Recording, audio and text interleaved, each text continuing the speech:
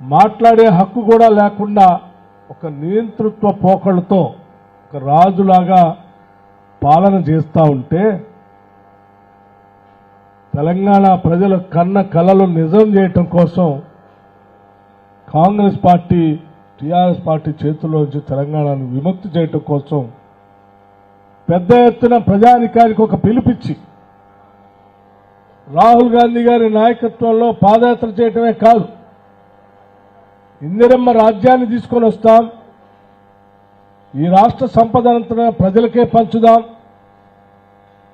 తెచ్చుకున్న తెలంగాణ రాష్ట్రం స్వతంత్రంగా బతకాలి, తెచ్చుకున్న తెలంగాణ రాష్ట్రం ఆత్మగౌరవంతో బతకాలి అని చెప్పి మనమందరం పిలిపిస్తే తెలంగాణ రాష్ట్ర ప్రజలందరూ కూడా పెద్ద ఎత్తున బీఆర్ఎస్ పార్టీని బంగాళాఖాతంలో పడేసి ఇందిరమ్మ రాజ్యాన్ని ఈరోజు రాష్ట్రంలో ఏర్పాటు చేసి ప్రజలకి మేలు చేయాలని చెప్పి ప్రజలందరూ మనల్ని గెలిపించి దీవించి ఇక్కడ పంపించారు. సరే, కొన్ని శాసనసభ నియోజకవర్గాల్లో అభ్యర్థులు ఓటమి చెంది ఉండొచ్చు. ప్రజాస్వామ్యంలో గెలుపు ఓటములు అనేది సహజం. కానీ అంతిమంగా రాష్ట్ర వ్యాప్తంగా ఉన్నటువంటి ప్రజానికం ఇచ్చినటువంటి తీర్పు మార్పు కోరుకున్నారు. ఆ మార్పు కూడా స్వేచ్ఛ కావాలని కోరుకున్నారు, మాట్లాడే హక్కు కావాలని కోరుకున్నారు, సంపదంతా ప్రజలకే పంచాలని కోరుకున్నారు.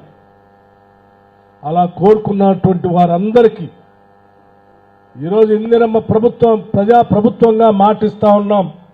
కాంగ్రెస్ ప్రభుత్వం తరఫు నుంచి ప్రజలకు ఏ వాగ్దానాలు అయితే చేసి వచ్చామో వాటన్నిటినీ నిజం చేస్తాం, ప్రజల కలల్ని వాస్తవ రూపంలో తీసుకొని వస్తామని కూడా ఈ సందర్భంగా మనం చేస్తూ ఉన్నాం.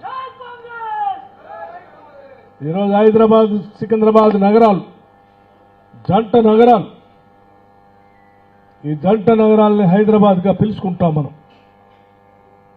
హైదరాబాద్ एक शान है, తెలంగాణ రాష్ట్రానికి ఒక గర్వకారణం ఇది.